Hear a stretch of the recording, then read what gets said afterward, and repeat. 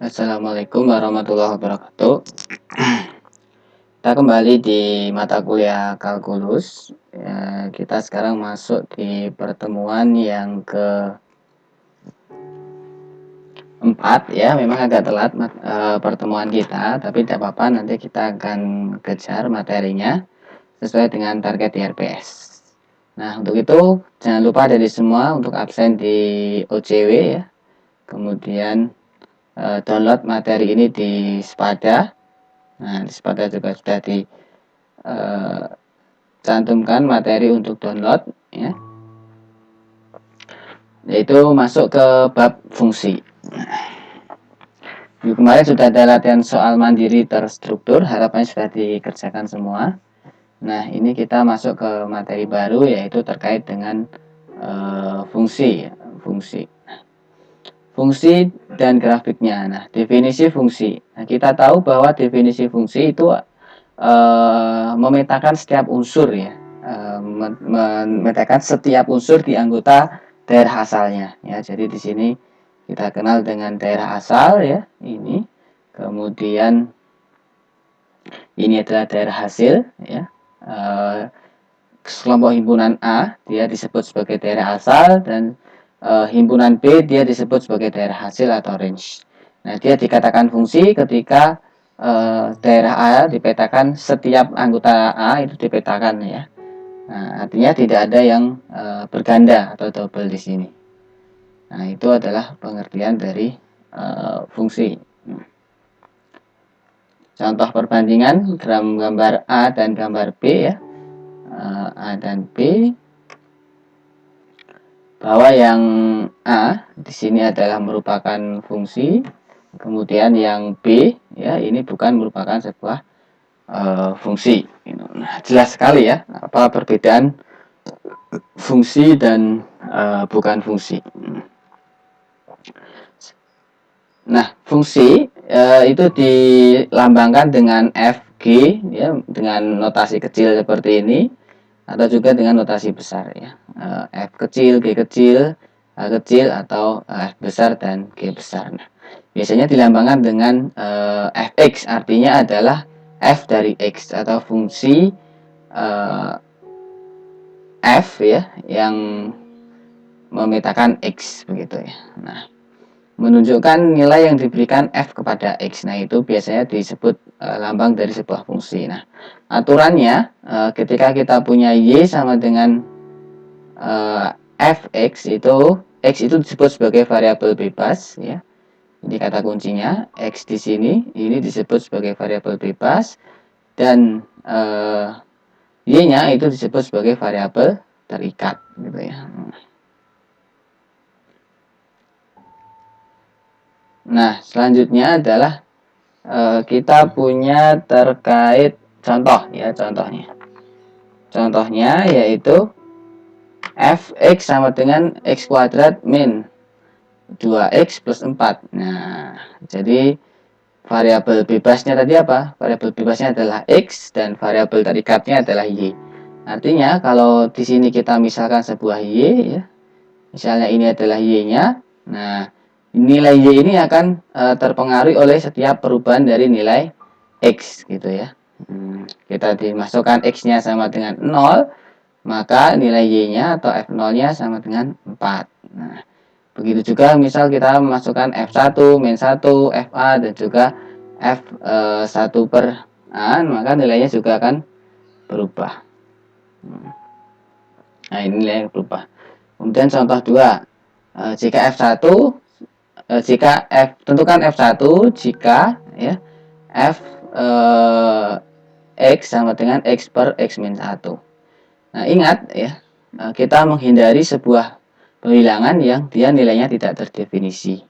Nah, ketika dia nilainya tidak terdefinisi, kita substitusikan ke sini, ternyata nilainya tidak terdefinisi ya, maka ya kita nyatakan saja bahwa nilai itu dia tidak terdefinisi, fungsi tersebut tidak terdefinisi pada X sama dengan 1 ya.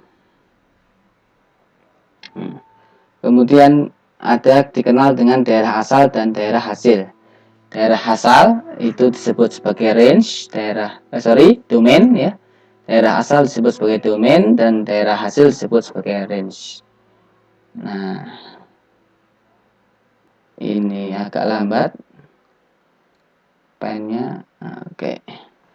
Kemudian daerah asal itu ada yang dinyatakan secara eksplisit ya, artinya dia langsung diketahui gitu ya, langsung diketahui ditentukan, atau secara implisit atau tidak eksplisit, artinya kita harus menafsirkan sendiri berapa daerah asalnya. Nah, contoh yang eksplisit contohnya seperti ini, fx sama dengan x kuadrat, di mana x-nya atau daerah asalnya adalah lebih besar sama dengan 0 dan kurang dari sama dengan 5, maka dia disebut sebagai eksplisit. Nah, kemudian ada contohnya yang tidak eksplisit atau implisit, ya, dia tidak diketahui. Nah, tidak diketahui secara langsung, tapi kita punya rambu-rambu bahwa dalam menentukan daerah asal syaratnya dua ini. Ya. Yang pertama, itu pembagiannya dihindari, yaitu pembagian dengan 0, karena akan menghasilkan tidak terdefinisi, dan kita menghindari akar bilangan negatif ya, karena akan menjadi apa kalau akar bilangan negatif? Imajiner ya, imajiner. Nah, contohnya beberapa cara pendefinisian sebuah daerah asal yang dia sifatnya adalah implisit ya. Contohnya fx sama dengan x kuadrat. Nah, itu daerah asalnya yang memenuhi ini ya. Syaratnya dua tadi. Yang pertama apa? Yang pertama adalah dia tidak boleh pembagian dengan 0 ya. Dan juga dia tidak boleh akar negatif ya, akar negatif. Nah, dua itu yang dihindari, sehingga ini semua bilangan ini memenuhi. Nah, yaitu daerah asalnya adalah minus ya, minus tak hingga menuju tak hingga, kemudian daerah hasilnya kita masukkan saja ini ke sini, minus tak hingga dikuadratkan tak hingga ya, minus tak hingga juga, kemudian tak hingga juga tak hingga, sehingga ini adalah daerah hasilnya gitu ya. Kemudian lanjutnya adalah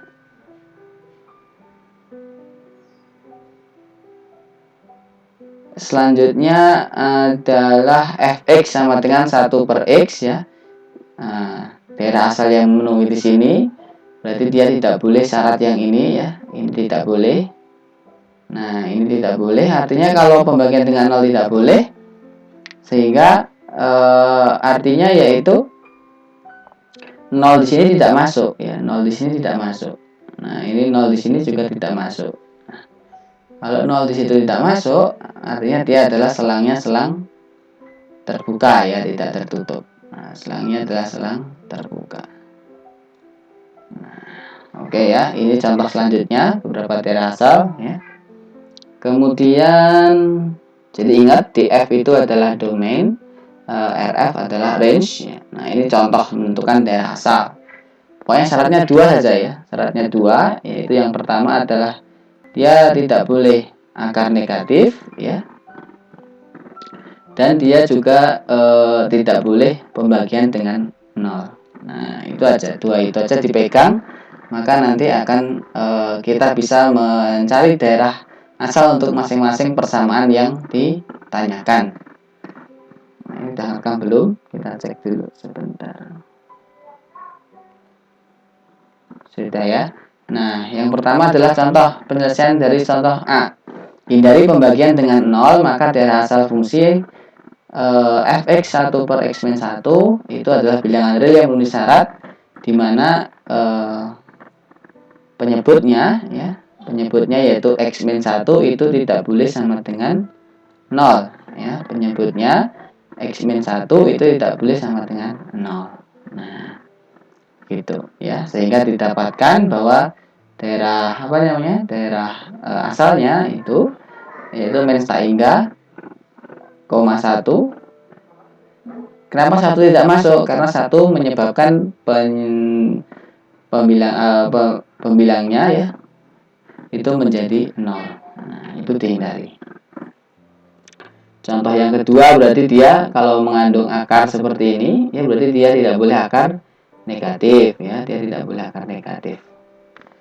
Nah, Artinya kalau tidak boleh akar negatif, 4 min X kuadratnya itu harus lebih besar sama dengan 0 gitu ya. Nah, gampang ya. Nah, contoh ketiga sama, berarti kalau contoh ketiga di sini dia menerapkan 2 syarat sekaligus. Yang pertama, dia tidak boleh akar negatif, dan yang kedua, dia tidak boleh apa? Pembagian dengan 0. Nah, selanjutnya grafik fungsi ya. Grafik fungsi berarti kita menggambar grafik dari sebuah fungsi ya. Misalnya X merupakan unsur himpunan daerah asal, kemudian yang berkaitan dengan unsur himpunan daerah hasil, titik-titik X, Y dalam koordinat bidang akan membentuk sebuah grafik fungsi. Nah, grafik fungsi Y sama dengan X plus 3 itu dapat digambarkan ya, adalah merupakan sekumpulan titik-titik koordinat X, Y yang memenuhi persamaan garis ini. Nah, garis Y sama dengan X plus 3 ya.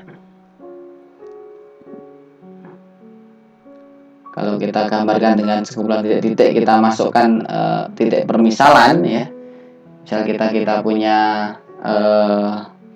persamaan fungsinya adalah ini tadi, persamaan fungsi yang ini ya, fx sama dengan x kuadrat min 2x plus min 2x ya, min 2x pada koordinat bidang.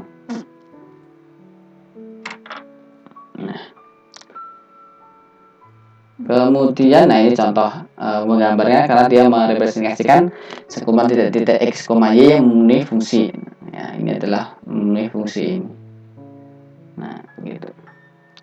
Kemudian, nah ini beberapa gambar grafik fungsi yang sering kita jumpai ya. Y sama dengan min X kuadrat, berarti kalau dia A-nya positif dia menghadap ke terbuka ke atas ya.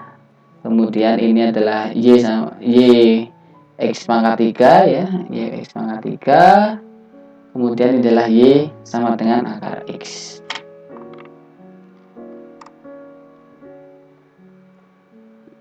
Nah, selanjutnya kesimetrian grafik fungsi ya, ganjil dan genap. Nah, ini mungkin menjadi istilah baru ya buat adik-adik, yaitu terkait dengan kesimetrian sebuah grafik. Di sini kita konsep simetri dikenal ada 2 fungsi ya, yaitu fungsi even atau genap ya, kemudian ada fungsi odd ya. Odd itu adalah fungsi ganjil. Nah, fungsi genap dan fungsi ganjil itu kalau digambarkan, nah, itu akan simetrisnya berbeda. Nah, yang grafik pertama ini adalah fungsi fungsi genap ya, di mana fungsi genap ini simetri terhadap sumbu Y ya. Grafik 24 titik A, grafik Y sama dengan fx simetri terhadap sumbu Y ya. Kemudian grafik 2.4b itu simetri terhadap titik asal. Fungsinya grafiknya simetri dengan sumbu Y ya, itu disebut sebagai fungsi apa? Fungsi genap ya. Kemudian sementara itu fungsi yang simetri terhadap titik asal ya, titik asal itu disebut sebagai fungsi ganjil ya. Hari ini pen bentar ya, agak jeda sebentar. Ini kok kayaknya pen tabletnya agak bermasalah, agak delay.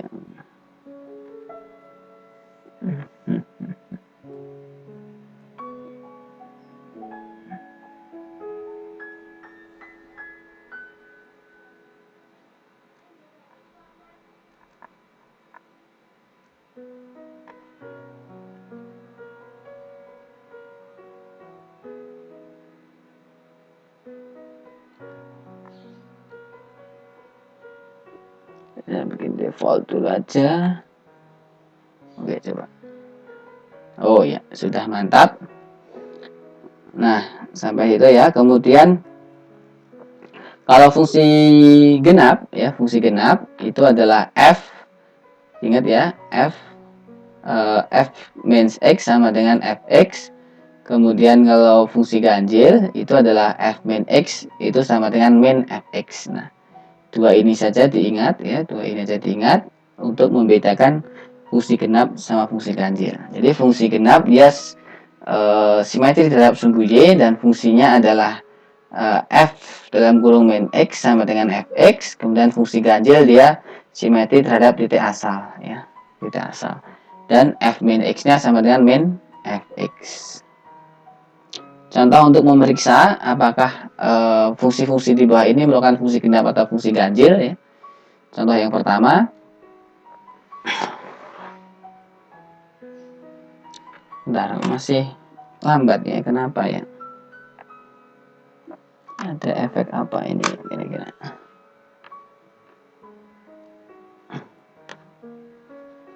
Sebentar ya, ini pentablet ini agak bermasalah ini kayaknya. Jadi ada delay.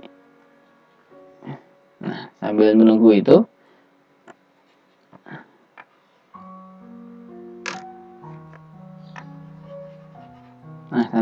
mungkin tanpa pentabel dulu nggak apa-apa, karena ini mudah sekali dipahami ya.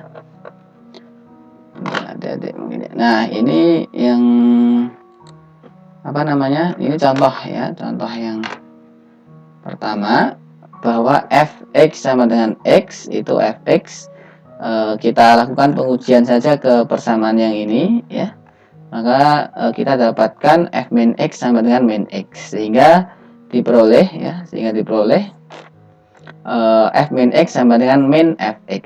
Nah, jadi fx sama dengan x merupakan fungsi apa? Fungsi ganjil. Nah, fungsi ganjil karena dia memenuhi persamaan yang ini, yaitu f min x sama dengan min fx. Kemudian yang kedua, fx sama dengan x kuadrat katanya. Kita uji aja ya, fx sama dengan x kuadrat, maka f min x sama dengan min x kuadrat sama dengan x kuadrat. Ternyata f min x itu sama dengan yang ini ya, yang atas ya, sama dengan fx, yaitu fx-nya adalah x kuadrat. Nah, jadi f min x sama dengan fx, yaitu fx sama dengan x kuadrat. Sehingga yang kedua ini dia adalah fungsi genap. Nah, gitu ya, yang ketiga sama. Kemudian kita kenal dengan istilah fungsi sebagian-sebagian. Nah, fungsi sebagian-sebagian itu ada sekumpulan fungsi ya, atau misalkan minimal ada dua fungsi yang dimana daerah asalnya itu tidak sama ya, tidak sama. Jadi sebagian daerah asalnya ini, sebagian daerah asalnya ini, sehingga dia disebut sebagai fungsi sebagian-sebagian. Nah, ungkapan ini fx ya, yang pertama x yaitu kondisinya x kurang dari 1, kemudian yang kedua fx sama dengan x kuadrat min 5, syaratnya adalah x lebih besar sama dengan 1. Nah, ungkapan ini menyatakan bahwa fx sama dengan x untuk syarat yang pertama dan fx sama dengan x kuadrat min 5 untuk syarat yang kedua. Fungsi seperti ini yang berbeda tiap bagian domainnya atau daerah asalnya disebut sebagai fungsi sebagian-sebagian. Nah, contohnya seperti ini yang ketiga, contoh yang keenam, di mana pada interval x kurang dari 0 kita menggunakan fungsi fx sama dengan min x ya. Interval kurang dari 0 berarti dari sini ke kiri ya, dari sini ke kiri kita menggunakan syarat yang fx sama dengan min x, grafiknya adalah miring ke bawah atau minus gradiennya ya. Kemudian syarat yang kedua dari 0 sampai dengan 1 yaitu fx sama dengan 1 ya, fx sama dengan 1. Masih ingat kan menggambar garis misal y sama dengan 1, y sama dengan 2, y sama dengan 3, atau sebaliknya x sama dengan 1, x sama dengan 2, x sama dengan 3. Kemudian x lebih besar sama dengan 1, ini naik ke atas, gradiennya positif gitu ya. Gampang. Tanda bulat kosong menunjukkan bahwa bagian fx tidak didimensikan, berarti dia selang terbuka. Kalau tanda bulat padat, dia adalah selang tertutup ya. Contoh, coba contoh yang pertama. Kira-kira mana nih yang dimaksud sebagai fungsi? Syaratnya apa kembali tadi fungsi itu? Setiap daerah asal ya itu hanya diambil satu, ya, memetakan satu. Nah, kalau daerah hasilnya boleh lebih dari satu gitu ya contohnya. Silahkan.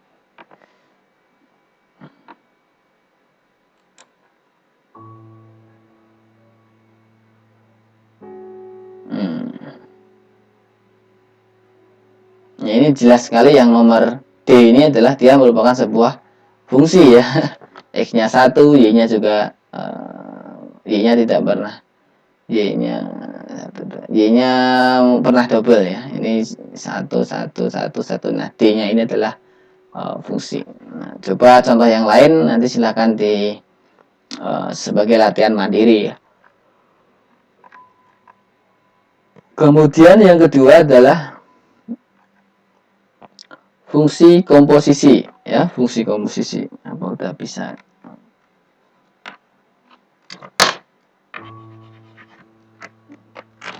Bentar, apakah pen tabletnya sudah bisa untuk coret-coret? Fungsi komposisi. Nah, fungsi komposisi itu kita punya dimisalkan sebuah sistem, ada fungsi f, sehingga x yang dimasukkan kepada fungsi f dia menjadi fx, yaitu f pada x gitu ya.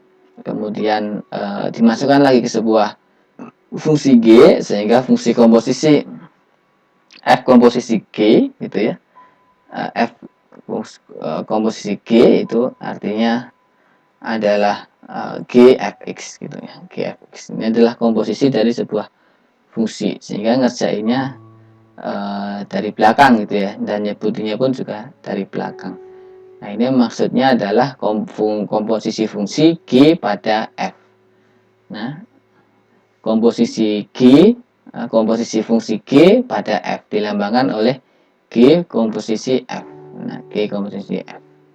Nah, kalau dituliskan aturannya menjadi seperti ini. G komposisi F X sama dengan, kalau pengerjaannya adalah G fungsi dari Fx gitu ya. Fungsi dari Fx. Nah, itu tidak begitu jelas misalnya di sana.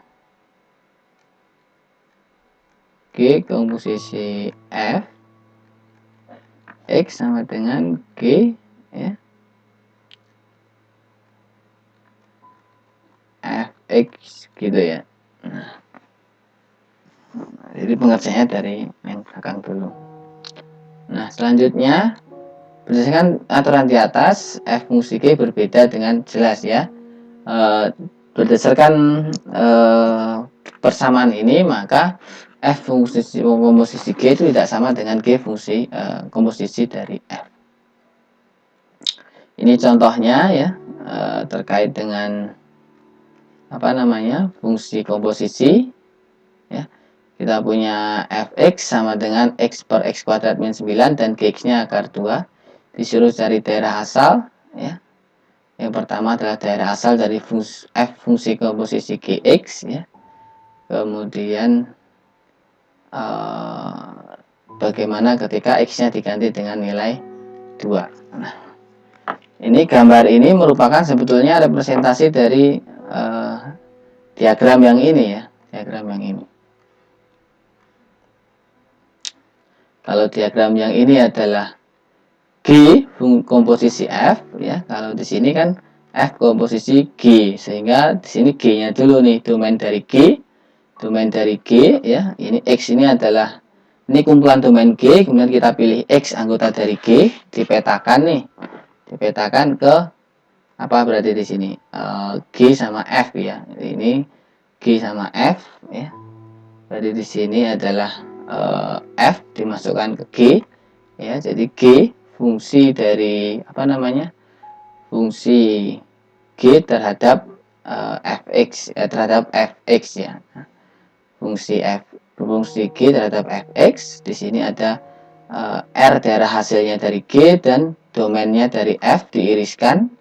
Nah, kemudian dilanjutkan dia menjadi hasil daerah hasil dari F komposisi G. Ini berarti dia secara apa namanya, secara implisit ya, karena tidak diketahui, suruh nyari sendiri daerah asalnya. Gx di situ berapa? Gx-nya akar X berarti dia daerah asalnya adalah 0 sampai tak hingga, kemudian Gx adalah daerah hasil Gx-nya itu adalah 0 sampai tak hingga. Kemudian daerah asal dari Fx-nya ya itu adalah minus tak hingga sampai min tak hingga ya. Kemudian atau min 3, tak hingga atau 3, tak hingga.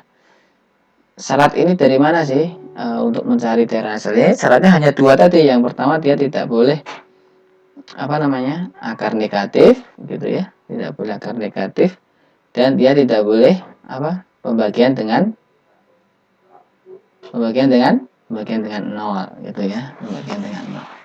Maka akan ketemu syarat-syarat itu, daerah asal itu. Ini masih tetap aja telat ya. 0.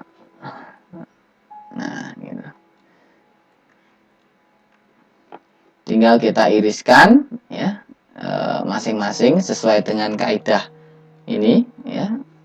R diiriskan dengan DF, maka dia akan menjadi sebagai daerah hasil dari F komposisi pada G.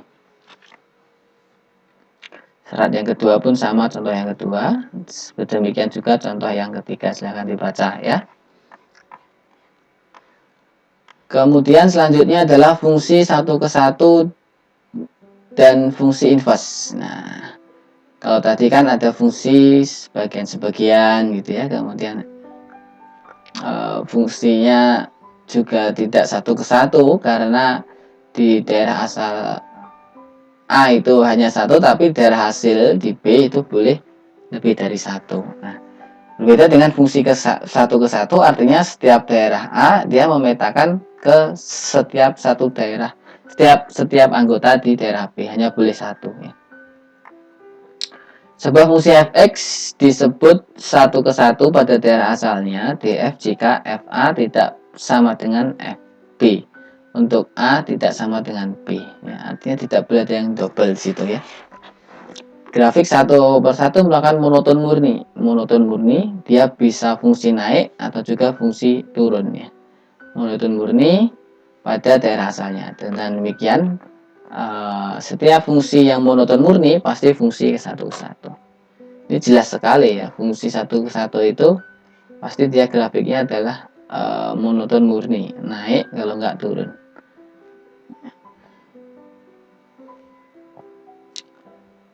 Contohnya apa yang dimaksud monoton naik sama monoton turun itu seperti ini ya, di contoh 27A sama 27B. Nah, dia ini monoton naik ya, kemudian sini monoton turun ya, sini monoton naik. Nah, itu disebut fungsi ciri-ciri dari fungsi 1 ke 1. Contoh, kenali apakah fungsi berikut merupakan 1 ke 1. Kita punya fungsi fx sama dengan x kuadrat, di mana x-nya lebih besar sama dengan 0, dan kita punya fungsi fx sama dengan mutlak dari x ya. Nah, grafik fx sama dengan 0 dan fx mutlak x masing-masing diberikan pada gambar ini. Ini adalah grafik fx sama dengan x kuadrat atau y sama dengan x kuadrat, di mana x-nya lebih besar dari 0. Kita ambil saja titik 1 titik. Setelah titik sembarang ya, nanti akan membentuk grafik seperti ini. Monoton naik. Karena dia monoton naik, dan tidak ada yang sama ya antara A dan FA dan FB ya, atau A tidak sama dengan B, maka dia disebut sebagai fungsi 1 ke 1. Demikian juga di gambar 2.7b ya, ini monoton turun, ini monoton naik, berarti dia juga fungsi 1 ke 1. Kemudian ada fungsi inverse ya. Fungsi inverse berarti kebalikan dari sebuah fungsi ya. Karena setiap output fungsi 1 ke 1 berasal dari satu input, fungsi 1 ke 1 dapat dibalikkan ya. Istilah pembalikan ini disebut sebagai inverse. Nah, fungsi yang didefinisikan dengan pembalikan fungsi disebut inverse dari f ya. Kita punya f kemudian dibalikan, maka dia disebut sebagai inverse dari f. Inverse dari f diberi simbol f pangkat minus 1 gitu ya, atau kadang juga f ya gitu, f minus 1 ya, bukan f aksen loh ya. F aksen itu nanti akan menjadi turunan pertama. Nah, perhatikan tanda minus 1 pada F min 1 itu artinya bukan pangkat, sorry ya, dia minus. Dengan kata lain ya, karena dia bukan pangkat dalam konteks ini ya, dalam konteks ini artinya dia bukan pangkat, sehingga kondisi ini tidak berlaku ya. Kadang-kadang kita mengaitkan ya dengan kondisi, sehingga kondisi ini dia tidak berlaku karena dia bukan, diingat ya, dia bukan apa, dia bukan pangkat ya, karena dia bukan pangkat. Kemudian jika F monoton murni pada daerah asalnya, maka setiap F dia memiliki inverse. Nah, ini syarat dari teorema ya. Jadi dia monoton murni. Tadi monoton murni itu dia bisa monoton naik atau juga monoton turun, maka fungsi tersebut dia memiliki inverse. Selanjutnya dua buah fungsi F dan F-1 dikatakan pasangan inverse jika dan hanya jika dia memenuhi kondisi ini. Jadi kita punya F nih. F ini pasangan inverse-nya adalah F-1. Nah, F dan F-1 itu dikatakan pasangan inverse, itu harus memenuhi kondisi ini ya, harus memenuhi kondisi ini ya, yaitu F dalam kurung F min 1 X itu sama dengan X, dan F pangkat min 1 dari Fx itu sama dengan X. Jadi kalau kalian sudah menemukan sebuah inverse dari F, itu perlu dicek apakah itu pasangan inverse yang benar dengan teorema ini, Kemudian selanjutnya contoh ya, contoh-contoh soal. Tunjukkan bahwa ini membuktikan saja ya. Tunjukkan bahwa misal fx 2x plus 3 memiliki inverse dan tentukan inverse-nya. Jadi kita setelah menemukan hasil inverse-nya, kita perlu verifikasi dengan metode dengan persamaan yang tadi, dengan persamaan ini ya, dengan persamaan ini, apakah dia merupakan pasangan inverse yang benar. Kalau ternyata dia sudah memenuhi persamaan itu, maka inverse yang kita cari itu dia sudah benar, merupakan pasangan inverse dari sebuah fungsi f. Gitu.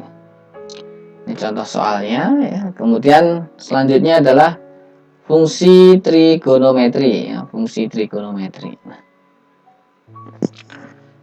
definisi fungsi trigonometri ya, perhatikan sebuah segitiga berada pada lingkaran satuan, contohnya seperti ini. Kemudian kita bisa dari segitiga di dalam lingkaran satuan ini, kita bisa menentukan nilai sinus dan kosinus ya, nilai sinus dan kosinus untuk apa? Untuk suatu sudut ya, untuk suatu sudut. Nah, contohnya sin T di sini didefinisikan sebagai Y. Jadi sin T sama dengan Y, kemudian cos T sama dengan X. Nah, T di situ dinyatakan dalam satuan apa T itu? Radian ya, radian. Nah, radian. Dalam satuan radian, T didefinisikan sebagai panjang busur ya, dibagi jari-jari. Jadi T itu adalah panjang busur dibagi jari-jari. Nah, untuk jari-jari satu-satuan, maka T sama dengan panjang busurnya. Nah, dengan mengingat bahwa panjang keliling lingkaran berjari-jari R adalah 2πr, maka untuk R sama dengan 1, panjang keliling lingkarannya adalah 2π. Ya, jadi disebut dengan 1. Sebagai contoh, gambar di 2.6 berikut. Gambar dan tabel 21 ya. Nah, ini gambar 26. Nah, mana 26? Enggak ada. 28 mungkin ini maksudnya. Nah, dan ini tabelnya. Kita punya pusat lingkaran di X, Y gitu ya. Kemudian T dalam radian tadi 0, pi per 2, pi 3, pi per 2 gitu ya. Maka sin T-nya berikut ya. Sin T yang pertama 0, 1, 0, minus 1. Kemudian cos T-nya adalah 1, 0, minus 1, 0. Hubungan antara radian dan derajat untuk proses konversinya seperti ini. 180 derajat itu artinya dia pi radian, atau 1 radian berarti 180 dibagi pi. Nah, perlu diingat ini ya beberapa persamaan ideal trigonometri. Kemudian juga beberapa fungsi trigonometri pada T tertentu yang sudah sangat familiar ya kita. Ini juga perlu diulas, maksudnya diingat-ingat kembali.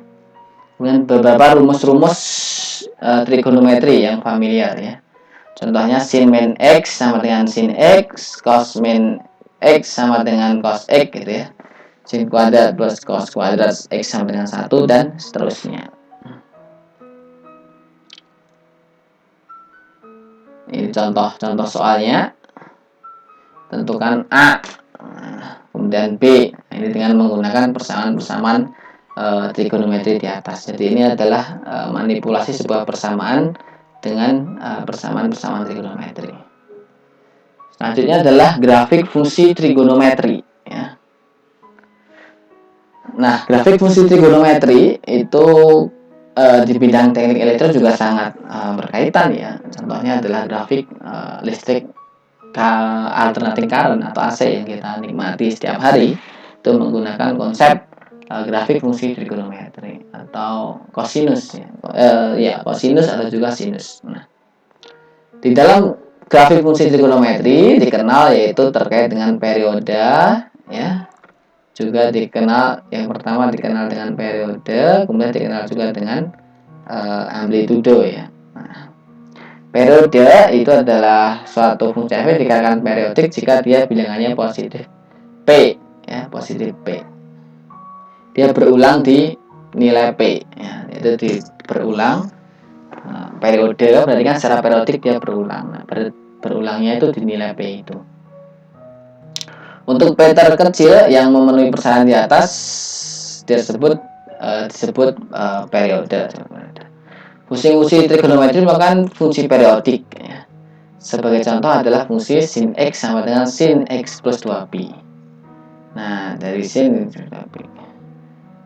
ini bisa kita lakukan manipulasi dengan aljabar ya, dengan trigonometri, bahwa sin X plus 4pi itu sama dengan sin X min 2pi sama dengan sin X plus 12pi, yaitu sama dengan sin X. Nilai-nilai min 2pi, 4pi, dan 12pi adalah sebuah bilangan P yang memenuhi sin X plus P sama dengan sin X.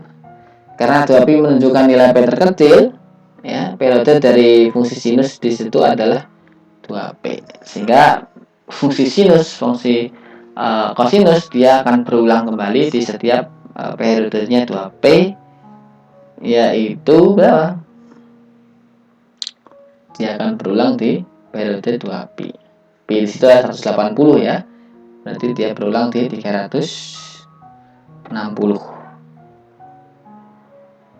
Nah, contohnya bagaimana kita menentukan periode ya. Jadi periode dinotifikasikan misal dalam bentuk T itu ya. Selanjutnya jika fungsi sinus dinyatakan sebagai Y sama dengan sin 2pi per T, maka periodenya adalah T. Nah, sebab sin 2pi per T ya, dalam kurung X plus T besar, itu akan sama dengan sin 2pi per T kalikan X, di mana T-nya adalah periode. Ini adalah sinyal dari sinus ya, diingat tuh, dari sinus mulai dari sini. Kemudian ini sinyal dari kosinus ya. Dia lebih minus, yang mulainya berarti dia istilahnya lagging 90 derajat gitu ya. Kemudian ini adalah grafik dari tan, grafik dari Y sama dengan cos, kota X dan sebagainya. Contoh soalnya, grafik contoh soal, tentukan periode fungsi trigonometri berikut. Y sama dengan 4 sin 4pi X ya. Kita bandingkan dulu dengan persamaan aslinya atau persamaan bakunya, yaitu Y sama dengan sin 2pi per T X, maka diperoleh 2pi per T sama dengan 4pi, dan T-nya adalah 1 per 2 atau setengah. Sehingga periodenya adalah T itu yaitu berapa? 1,5.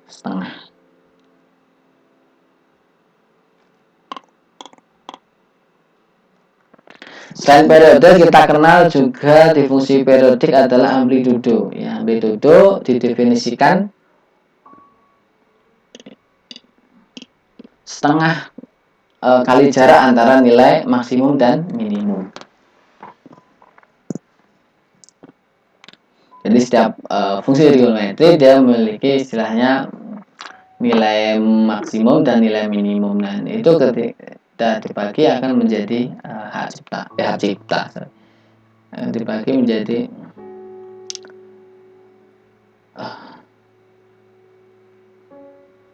ngomong apa tadi saya amplitudo ya. Jika periode menggunakan F, langsung amplitudo didefinisikan sebagai setengah jarak antara nilai maksimum dan nilai minimum.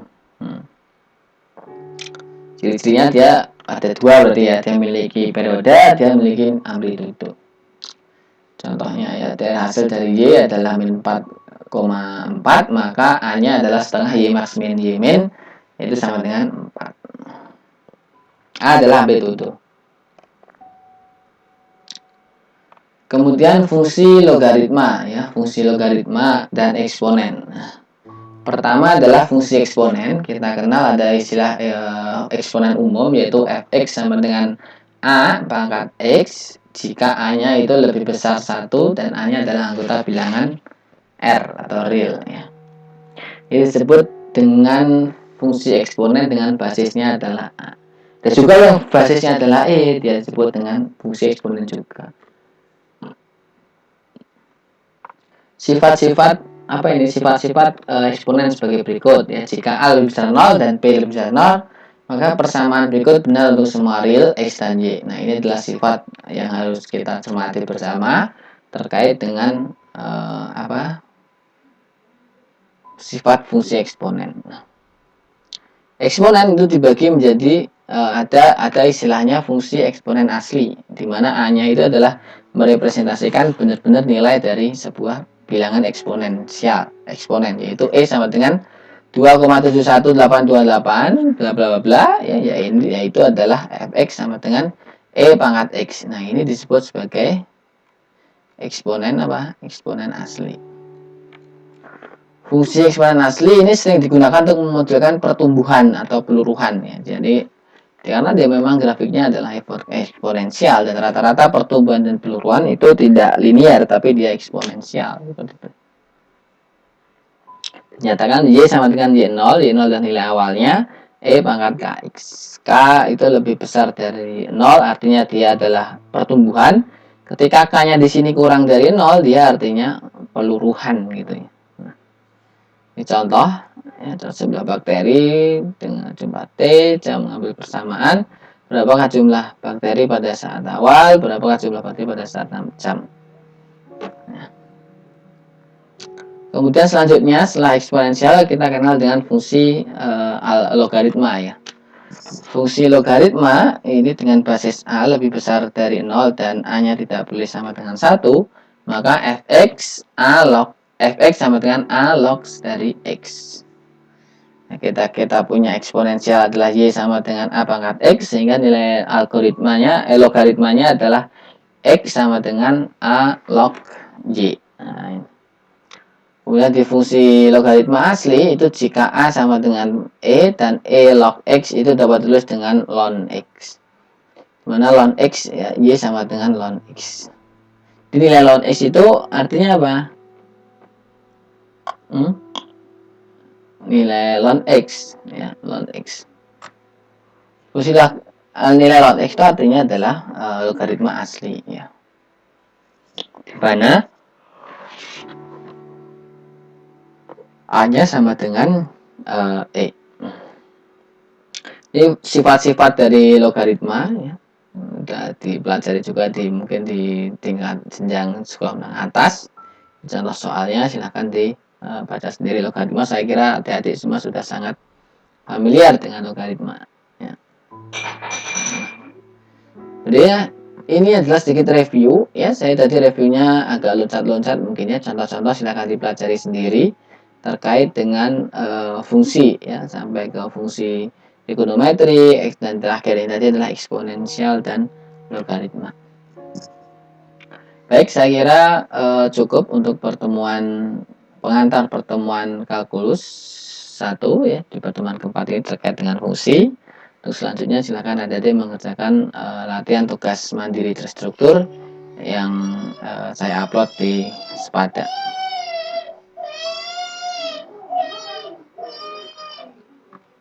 Baik, terima kasih ya. Assalamualaikum warahmatullahi wabarakatuh.